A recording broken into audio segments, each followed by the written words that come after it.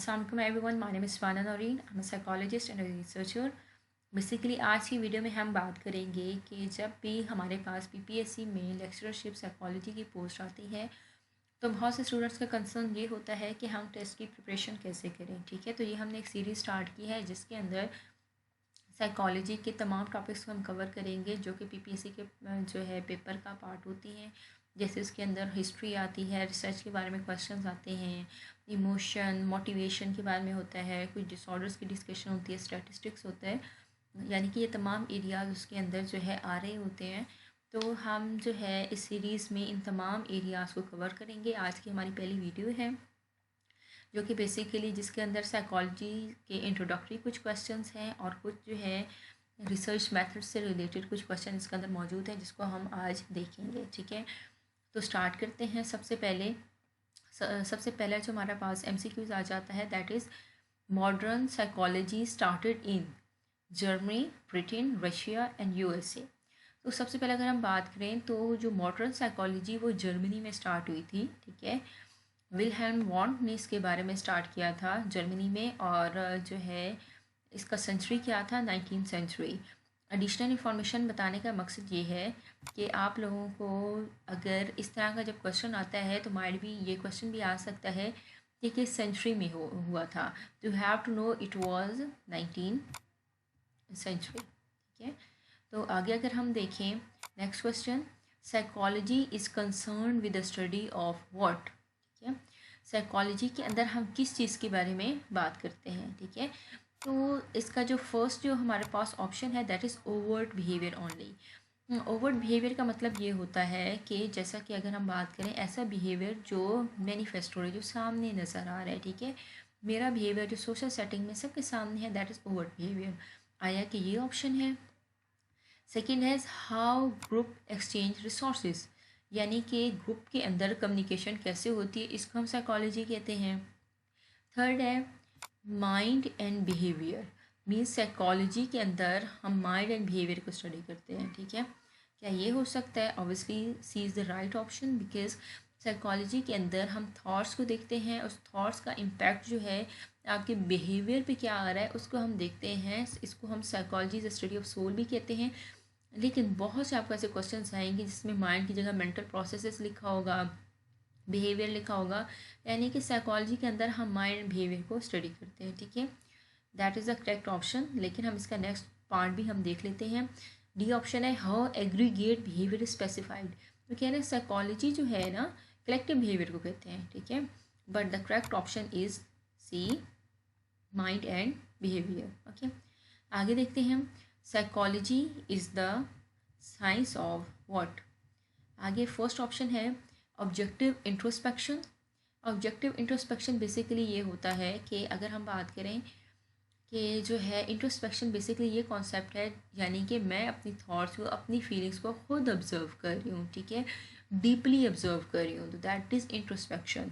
Introspection का जो concept था वो जो विलहेल्म वॉन्ट ने इनिशियली दिया था, जिसने स्टार्ट किया था साइकोलॉजी पे, जो फादर ऑफ साइकोलॉजी भी हैं, उन्होंने किया था। और इसके बाद जो है उनके एक स्टूडेंट थे एडवर्ड टिचनर, उन्होंने इस पर काम किया था। ऑथर्स को बताने का मकसद ये है आप भी ये चीज़ें माइंड में रखो, फ्यूचर में आपके काम आएंगी। ठीक है, second option is psychology is a science of behaviour and mental processes. तो आपको आइडिया हो गया होगा, ऊपर वाले ऑप्शन में भी हमने इसी तरह का बात की थी कि साइकोलॉजी किसकी स्टडी है, तो यहाँ बात है साइकोलॉजी किसकी साइंस है। मीन्स कन्फ्यूजिंग वर्ड्स या वर्ड्स चेंज करके आपके पास आएंगे लेकिन बात वही होगी। Psychology is the science of behaviour and mental process, that is the correct answer. Okay, अगला ऑप्शन क्या है था, सी ये था कि इंडक्टिव रीजनिंग, यानी साइकोलॉजी को हम इंडक्टिव रीजनिंग कहते हैं। नहीं, साइकोलॉजी इंडक्टिव रीजनिंग नहीं होती, बिकॉज इंडक्टिव रीजनिंग एक जो है रिसर्च का कॉन्सेप्ट है जिसके अंदर हम बात करते हैं कि हमारे पास जो है कोई हमारे पास ब्रीफ से इंफॉर्मेशन आती है, हम उसको जनरलाइज कर देते हैं, that is inductive reasoning. For example बहुत से एप्पल्स पड़े हैं, मैंने एक एप्पल उठाया, उसको टेस्ट किया, एप्पल वॉज स्वीट। ठीक है, एप्पल मीठा था, तो मैं कहूँगी ये जो मेरे हाथ में एप्पल है ये मीठा है।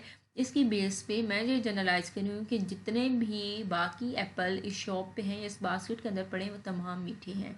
तो that is the inductive reasoning. एक स्पेसिफिक इंफॉर्मेशन की बेस पे हम इंफॉर्मेशन को जनरलाइज कर देते हैं, ठीक है। और इमोशंस क्या हैं, इमोशंस को आपका पता होगा। फॉर एग्जांपल कोई खुशी का मौका है तो मैं हैप्पी हो जाऊंगी, किसी फ्रेंड का कोई लॉस हुआ तो मैं जो है सॉरो फील करूंगी, उदास हो जाऊंगी। कोई थ्रेटनिंग सिचुएशन है तो मैं फियरफुल हो जाऊंगी। तो the thing is these are the emotions, but the correct option is psychology is the science of behaviour and mental processes. आगे हम देखते हैं which of the following statements characterizes the cognitive structuralist orientation in the developmental psychology। अब cognitive structuralist orientation क्या है, पहले इस चीज़ को आपने अंडरस्टैंड करना है। अगर आपको ये कॉन्सेप्ट समझ आ जाता है और मैं आपको समझाने भी लगी हूँ तो आगे जो ऑप्शंस हैं इसकी बेस पे आप खुद अंडरस्टैंड कर लेंगे कि इसका जो है करेक्ट आंसर क्या है। Cognitive structural orientation basically concept ये है कि हमारी एक कॉग्निशन होती है, ठीक है, हमारा एक थिंकिंग पैटर्न होता है, ठीक है, वो थिंकिंग पैटर्न विद द पैस ऑफ टाइम इम्प्रूव होता जाता है, ग्रो करता जाता है, बेटर होता जाता है, ठीक है। यानी कि हमारे सोचने और समझने का अंदाज़ हमारी उम्र के साथ साथ इम्प्रूव होता जाता है, ठीक है। और डेवलपमेंट साइकोलॉजी इटसेल्फ यही बात कह रही है कि हमारी ग्रोथ की बात की। डेवलपमेंट किस होती है, बच्चों में होती है, बचपन से बड़े होने तक उनकी सोचने समझने के अंदाज को जो है इम्प्रूव हो जाता है, बेहतर होता है, सिस्टमेटिक वे से ग्रो कर रहा होता है। That is cognitive structuralist orientation, और ये कॉन्सेप्ट जो था जीन पियाजे ने दिया था, ठीक है। तो अब हम इसमें देखेंगे कि इन ऑप्शंस में इससे रिलेटेड कौन सा है, कौन सा ऐसा कॉन्सेप्ट है जो जीन पियाजे ने इधर ये बात की और कौन सी स्टेटमेंट इस चीज़ को रिप्रेजेंट कर रही है। पहला हम ऑप्शन देखते हैं, the child is a blank slate. ये कॉन्सेप्ट ये है कि बच्चा जब पैदा होता है उसका दिमाग बिल्कुल एक खाली स्लेट की तरह होता है, उसके ऊपर जो भी लिख दिया जाए वो लिखा जाता है, ठीक है। यानी कुछ भी, हम एक बच्चा पैदा होता है वो डॉक्टर हम उसे बनाना चाहते हैं हम बना लेंगे, क्योंकि हम उसे इन्वायरमेंट ही ऐसा देंगे। हम उसे कोई आर्टिस्ट बनाना चाह रहे हैं हम वो बना लेंगे, क्योंकि बच्चे एक ब्लैंक स्टेट में जिस रंग में हम उसे ढालेंगे वो ढल जाएगा। लेकिन ये कॉन्सेप्ट किसने दिया था, ये कॉन्सेप्ट तो जॉन लॉकी ने दिया था कॉन्सेप्ट। ऊपर तो हम बात कर रहे हैं कि वो जीन पियाजे के कॉन्सेप्ट की बात कर रहे हैं, ठीक है। द पॉइंट इज टेबुला रासा का कॉन्सेप्ट या फिर ब्लैंक स्टेट का कॉन्सेप्ट जॉन लॉकी ने दिया था, ठीक है। तो ये भी ऑप्शन हमारा करेक्ट नहीं है। आगे हम देखते हैं sexual drives play an important role in early development. यहाँ बात हो रही है कि सेक्सुअल ड्राइव्स की, यानी कि हमारी सेक्सुअल डिज़ायर्स होती हैं जो कि हमारी अर्ली एज में होती हैं और बाद में ये इन्हीं डिज़ायर्स की बेस पे हमारी पर्सनालिटी जो है इम्प्लीमेंट होती है, पर्सनालिटी डिपिक्ट होती है। तो जहाँ तक बात है सेक्सुअल डिज़ायर्स की, तो इस नाम से ही आपको याद होगा जब साइकोलॉजी हम स्टार्ट करते हैं तो हम सबसे पहला जो नाम उसके अंदर सुनते हैं फ्राइड, यानी फ्राइड के बारे में हमें बहुत ज़्यादा पढ़ाया जाता है, ठीक है। तो फ्राइड वो पर्सन था जिसने जो सेक्सुअल लाइफ पे बहुत ज़्यादा काम किया था, सेक्सुअल डिज़ायर्स पे, कि हमारी सेक्सुअल डिज़ायर्स अनकॉन्शियस डिज़ायर्स हमारे बड़ा इम्पैक्ट कर रही होती हैं, ठीक है। तो ये तो भाई कॉन्सेप्ट हो गया फ्राइड का, ये भी इस अम्ब्रेला टर्म से निकल गया। अगला है the child is a passive receptor of stimuli. ये कॉन्सेप्ट ये कह रहा है कि एक बच्चा है, ठीक है, जो स्टिमुलस उसे मिलती है उसकी बेस पे वो जो है रिएक्ट करता है, रिस्पॉन्ड करता है, ठीक है। एक बच्चे ने काम किया, अच्छा काम किया, पेरेंट्स ने उसे कैंडी दे दी, वेरी गुड, तो वो या फिर इस तरह के मार्क्स कह दिए, वर्बली उन्होंने रीइंफोर्स कर दिया, तो बच्चा नेक्स्ट टाइम अच्छा काम करेगा। अगर कोई इस तरह का कोई गलत काम किया या कोई मिसबिहेव किया तो पेरेंट्स ने पनिशमेंट दी, तो वो उसके बाद जो है वो वाला काम नहीं करेगा। तो ये कॉन्सेप्ट बेसिकली बिहेवियरिज्म का था जो कि स्किनर ने दिया था रीइंफोर्समेंट और पनिशमेंट के बारे में, ठीक है। तो यहाँ से आपको आइडिया हो गया होगा कि ये जो पहली 3 स्टेटमेंट्स हैं उसके अंदर तो कॉग्निटिव स्ट्रक्चरलिस्ट ओरिएंटेशन की जो है बात ही नहीं की गई, ठीक है। उसके अंदर तो बिल्कुल जॉन लॉकी का डिफरेंट कॉन्सेप्ट है, फ्राइड का डिफरेंट कॉन्सेप्ट है, स्किनर का डिफरेंट कॉन्सेप्ट है, ठीक है। ये तो एक अलग चीज़ होगी। फोर्थ ऑप्शन हम देखते हैं the child actively construct his her on knowledge. हमने यहाँ की बात की थी कि विद द पैस ऑफ टाइम बच्चे सिस्टमेटिकली ग्रो कर रहा होता है, डेवलप कर रहा होता है, तो उसकी अपनी थॉट्स चेंज होती हैं, उसकी अंडरस्टैंडिंग डेवलप होती है, ठीक है। द पॉइंट इज़ ये भी यही बात कह रहा है कि वो अपना नॉलेज खुद कंस्ट्रक्ट करता है अपनी उम्र के साथ साथ। तो that's why D is the correct option over here, ठीक है। आगे चलते हैं, आगे हम देखते हैं 5th MCQs है the study of psychology is most concern with which field of scientific inquiry. ये कह रहे हैं साइकोलॉजी के अंदर जो है कौन सी फील्ड ऑफ इंक्वायरी आती है, यानी कि हम अगर हम रिसर्च कर रहे होते हैं तो हम किस डोमेन में जो है या फिर हम रिसर्च वगैरह कर रहे होते हैं, ठीक है। तो ये चीज़ पूछना जा रहा है, ठीक है। क्या इसे हम साइंस ऑफ फिलोसफी कहते हैं, ठीक है, इसको साइकोलॉजी की स्टडी को, या फिर हम क्या कहते हैं science of behaviour and mental processes, यानी कि क्या कहते हैं, ठीक है। तो यहाँ से आपको आइडिया होगा कि इसको तो हम यही कहते हैं कि बिहेवियर एंड मेंटल प्रोसेस वगैरह जो है इसको हम ये कह रहे होते हैं, जैसे ऊपर वाले ऑप्शंस में हमने बात की थी, ठीक है। आगे हमारे पास आ जाता है साइंस ऑफ डेवलपमेंट प्रोसेसेस, ये तो जेनेरिक सी स्टेटमेंट है। Science of emotional mental process, ये भी यानी कि तमाम चीज़ें आ जाती हैं साइकोलॉजी के अंदर, बट स्पेसिफिकली जो चीज़ आती है वो यही आती है कि कि डेवलपमेंटल प्रोसेसेस, ये इमोशनल एंड मेंटल प्रोसेस, सारी चीज़ें इसके अंदर आ रही होती हैं, फिलॉसफी आ रही होती है। लेकिन इसका जो मेन डेफिनेशन है, हमने पहले 2 MCQs भी इसी तरह के आए हैं, यानी science of behaviour and mental process, ये फील्ड ऑफ इंक्वायरी है जो साइकोलॉजी के अंदर यूज़ होती है, ठीक है। अगला ऑप्शन देखते हैं, the dual code hypothesis suggest that, ठीक है। अगेन पहले हमें ड्यूअल कोड हाइपोथेसिस का पता होना चाहिए, ये इटसेल्फ क्या है, ठीक है। तो ड्यूअल कोड हाइपोथेसिस बेसिकली ये एक ऐसा कॉन्सेप्ट है वो ये कह रहा है कि जब भी हम किसी भी चीज़ को मेमोराइज़ करते हैं, किसी भी चीज़ को याद करते हैं, किसी चीज़ को लर्न करने की कोशिश करते हैं, तो हमारे पास जो है जो इन्फॉर्मेशन हमारे पास आती है, ये जो भी इन्फॉर्मेशन आती है तो हमारी 2 चीज़ों से आ रही होती है। सबसे पहली चीज़ ये है कि एक चीज़ को या तो फिर हम देखते हैं, ठीक है, या फिर हम उसको वर्बली अंडरस्टैंड करते हैं। फॉर एग्जांपल कैट एक वर्ड है, ठीक है। कैट एक वर्ड है, CAT कैट, ये मैंने पढ़ा याद किया तो थ्रू वर्बल कम्युनिकेशन मैंने वर्बली CAT कैट और CAT कैट, ठीक है। ये वर्बल मेरा कम्युनिकेशन इसके अंदर आ गई, लेकिन जब इसको मैं मेमोराइज़ करना चाहूँगी तो मैं इसका इमेज अपने माइंड में अगर लाती हूँ, अच्छा बिल्ली ऐसी होती है, इसकी 4 टांगे होती हैं, इसके फर होते हैं, थिंग्स लाइक दैट, तो ये एक इमेज बन गया। तो ड्यूअल कोड हाइपोथेसिस ये कहता है किसी भी चीज़ को हमने याद करना है, लर्न करना है, ठीक है, तो उसका एक तो वर्बल होगा और एक उसका एक इमेज हमारे माइंड में आएगा, ठीक है। अब ये ऑप्शंस आप देखेंगे तो आपको इजीली समझ आ जाएगा कि कौन सी ऑप्शन रेलिवेंट है, कौन सी नहीं है। First option is abstract information is encoded visually and verbally, कि इन्फॉर्मेशन हम इनकोड करते हैं तो एक विजन थ्रू, नज़र के थ्रू या इमेज के थ्रू हम करते हैं और वर्बल के थ्रू हम करते हैं, ठीक है। जैसे कि मैंने ऊपर डेफिनेशन में बताया, exactly it's the right answer. आगे इसकी और बाकी स्टेटमेंट भी पढ़ लेते हैं। बाकी स्टेटमेंट ऑल्दो करेक्ट हैं, ठीक है, बट ड्यूअल कोड हाइपोथेसिस से रिलेटेड जो ऑप्शन थी वो ए थी, ठीक है। बाकी वो कह रहे हैं the words which are low in imagery tend to be recalled better than the words which are high in imagery, that's fine, ठीक है, सही है, बात की है। इस तरह की कन्फ्यूजिंग हमारे पास ऑप्शन होते हैं, बट हमने ऑप्ट वो करना है जो मोस्ट रेलिवेंट है, ठीक है। सी है concrete information tend to be recalled better than abstract information, भाई ठीक है। Feature list for a category contain both required and typical feature of instances in that category. In generic statements हैं, ठीक है, जेनेरिक स्टेटमेंट आपको दी है आपको confuse करने के लिए, ठीक है। आगे हम देखें, 7th है an experimental who has been carefully trained in the technique of self observation. बात ये हो रही है कि सेल्फ ऑब्जर्वेशन की बात हो रही है कि ऐसी कौन सी टेक्निक है या ऐसे कौन से जो हैं ऑथर हैं जिन्होंने सेल्फ ऑब्जर्वेशन की बात की।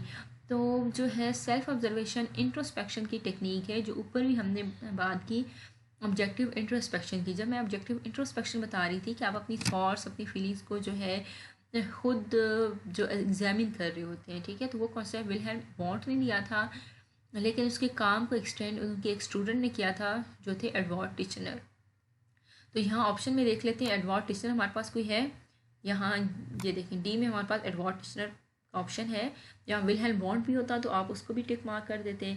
एडवर्ड टिचनर है तो इसको भी आपने जो है इन दोनों में कोई भी हो सकता था, ठीक है, आप इन दोनों को मार्क कर सकते हैं, ठीक है। लेकिन इसके अलावा आपको ये भी पता हो जॉन वॉटसन ने किस पे काम किया, क्योंकि कुछ भी ऑप्शन आपका आ सकते हैं। जैसे जॉन वॉटसन बिहेवियरिस्ट थे, ठीक है, जैसे स्किनर थे, जॉन वॉटसन ने सबसे पहले बिहेवियरिज्म पे काम किया, तो इन्होंने तो इस सेल्फ ऑब्जर्वेशन की बात ही नहीं की। मैक्स वर्थहाइमर वो पर्सन था जिन्होंने ग्रुप थेरेपी की बात की। Group therapy means sorry not group therapy means as a whole की बात की, यानी कि चीज़ों को हम ग्रुप फॉर्म में देखते हैं, सेपरेट नहीं देखते, यानी कि एक चीज़ है तो उसको हम एज अ होल देख के ऑब्जर्व करेंगे। हरमन वॉन हेल्महोल्ट्ज़ इन्होंने विजन के बारे में बड़ी बात की थी। और जो है नर्वस सिस्टम वगैरह के बारे में इन्होंने जिक्र किया था। तो the most accurate one is Edward Titchener. ठीक है, अगला हमारे पास है first experimental lab of psychology was established in. तो सबसे पहले साइकोलॉजी की जो फर्स्ट लैब थी वो जर्मनी में इस्टेब्लिश हुई थी। किसने की थी? विलहेल्म वॉन्ट ने की थी, और जो है लेप्जिंग जगह है वहाँ उन्होंने की थी। ठीक है, आगे जाते हैं नाइन्थ एंड ओके। हमारे पास जो नाइन्थ ऑप्शन है वो ये है, if the differential threshold for the standard stimuli of 20 gram is 2 gram, then according to Weber's law the differential threshold of a standard stimuli of 50 gram is। Weber law basically ये है कि for example अगर हमारे पास कोई stimuli है तो उसका differential threshold जो है उसके इक्वल होता है। यानी कि एक एग्जांपल के तौर पर समझाती हूँ। जैसे फॉर एग्जांपल एक स्पून है, ठीक है, एक स्पून के अंदर थोड़ी सी चीनी है, शुगर है, ठीक है। एक गिलास में मैंने 1 स्पून ऑफ शुगर डाला, मिक्स किया, मैंने टेस्ट किया तो मुझे वो शुगर का टेस्ट आया। ठीक है, और वही 1 spoon of sugar 1 spoon of sugar मैं एक जग के अंदर डालती हूँ, मिक्स करती हूँ, तो क्या आया कि मुझे उसका टेस्ट आएगा? नहीं आएगा। वेबर्स लॉ कहता है कि अगर एक गिलास है तो आपने उसके अंदर 1 स्पून शुगर का ऐड किया, तो अगर आप जग में डालें तो उसकी लेवल के बारे में, उसके थ्रेशोल्ड के हिसाब से डालें। ठीक है, उसके वॉल्यूम के हिसाब से डालें। फॉर एग्जांपल अगर एक गिलास के अंदर 1 डाल रही हूँ तो 2 गिलास के अंदर मुझे 2 चम्मच चीनी डालनी है। ठीक है, तो यानी कि इक्विवेलेंट होना चाहिए वो चीज़। ठीक है, तो वेबर्स लॉ इस चीज़ को कह रहा होता है। ठीक है, अगर हम 20 ग्राम के लिए 2 ग्राम हमारे पास है तो ऑब्वियसली 50 ग्राम के लिए हमारे पास क्या होगा? The correct option is 5 gram. Okay, next हम देखते हैं, ये एक रिसर्च से रिलेटेड MCQs है। In an experiment, the control group should be treated in the same way as experimental group except for। जब भी हम रिसर्च करते हैं, एक्सपेरिमेंटल रिसर्च करते हैं, तो सबसे पहले हमारे पास एक एक्सपेरिमेंटल ग्रुप होता है जिसपे हम रिसर्च कर रहे होते हैं, एक कंट्रोल ग्रुप होता है। ठीक है, जिससे हम एक्सपेरिमेंटल ग्रुप का डिफरेंस देख रहे होते हैं। ठीक है, फॉर एग्जांपल मैंने कोई मेडिसिन बनाई, उसका मैं या फिर कोई थेरेपी मैंने इंट्रोड्यूस करवाई साइकोलॉजी के अंदर, उसका मैं इम्पैक्ट देखती हूँ। मैंने 2 ग्रुप लिए, इसके अंदर भी मैंने 10 स्टूडेंट्स ले लिए, इसके अंदर भी मैंने 10 स्टूडेंट्स ले लिए। दोनों का सबसे पहले मैंने जो है फॉर दोनों को एक्सट्रीम लेवल का डिप्रेशन है, मैंने प्री टेस्ट किया, इनको भी डिप्रेशन है, और मैंने नोट डाउन कर लिया इनको कितना डिप्रेशन है। एक्सपेरिमेंटल ग्रुप वालों को भी देख लिया इनको कितना डिप्रेशन, यानी कि इनका प्री टेस्टिंग सेम होनी चाहिए। एक्सपेरिमेंटल ग्रुप को मैंने प्रॉपर थेरेपी दी, कंट्रोल ग्रुप को या तो मैंने कुछ भी नहीं दिया, ठीक है, या प्लासिबो दिया। प्लासिबो ये होता है एग्जैक्ट हम वो चीज़ नहीं देते, बस जो है हम बस एक चीज़ को जो है ताकि उनको जस्टिफाई ना हो, वैसे हम कुछ जनरल सी काउंसलिंग हम उन्हें दे देंगे। ठीक है, या फिर कुछ भी नहीं देंगे। फिर दोनों को हमने किया, फिर एंड पे हमने पोस्ट टेस्टिंग कर ली, फिर हमने रिजल्ट को कंपेयर कर लिया आपस में। ठीक है, तो वो पूछ ये रहे हैं कि जब भी आपको एक्सपेरिमेंटल करते हैं तो कंट्रोल ग्रुप जो है एक्सपेरिमेंटल ग्रुप की तरह होता है, लेकिन कंट्रोल ग्रुप के अंदर डिफरेंस क्या होता है, क्या चीज़ से डिफ्रेंशिएट कर रही होती है, ये चीज़ हमने आइडेंटिफाई करनी है। First is completing pre test measures. तो कह रहे हैं कंट्रोल ग्रुप के अंदर जो है प्री टेस्ट मेजर्स हम नहीं लेते। भाई क्यों नहीं लेते? लेते हैं, दोनों के अंदर लेते हैं। जो सेकंड है कंप्लीटिंग पोस्ट टेस्ट मेजर्स, यानी कि पोस्ट टेस्ट कंट्रोल ग्रुप में नहीं होती, नहीं इसके अंदर भी होती है। Obviously pre test post test करेंगे तो हमें डिफरेंस पता चलेगा।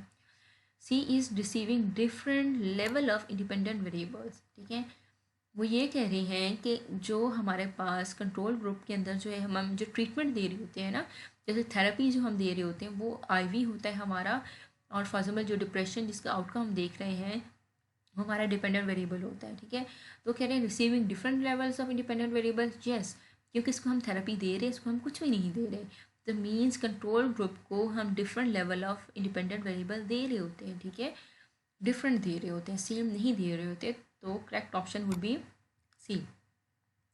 इसके अलावा डी ऑप्शन भी हम एक नज़र देख लेते हैं। डी ऑप्शन क्या कहता है? डी ऑप्शन ये कह रहा है receiving different level of confounding variables. जो कह रहे हैं कन्फाउंडिंग वेरिएबल्स डिफरेंट होते हैं। ठीक है, कन्फाउंडिंग वेरिएबल्स बेसिकली वो होते हैं, मैं रिसर्च कर रही हूँ तो जो आउटसाइड एक्सट्रीनियस वेरिएबल होते हैं जो हमारे रिसर्च को इम्पैक्ट कर सकते हैं। ठीक है, जैसे कि अगर हम बात करें कि बहुत ज़्यादा गर्मी है, ठीक है, हम कोई रिसर्च कर रहे हैं और AC वगैरह कुछ भी नहीं लगाया हुआ, या एक्सपेरिमेंटल ग्रुप को हमने AC लगा दिया, इसको नहीं लगा दिया, तो कन्फाउंडिंग वेरिएबल होगा। ऐसा नहीं कर सकते। अगर हम दोनों को डिफरेंट इन्वायरमेंट दे रहे हैं तो हमारे रिजल्ट के जो हमारे फाइनल रिजल्ट्स होंगे रिसर्च के वो इम्पैक्ट होंगे, ठीक है। तो हमने हर चीज़ सेम देनी है एक्सेप्ट इंडिपेंडेंट वेरिएबल के जिसका हम इम्पैक्ट देखना चाह रहे हैं, ठीक है। आई होप आपको वीडियो पसंद आई होगी। If you like the video kindly like and subscribe my channel to get update about more relevant videos related to PPC MCQs. Thank you.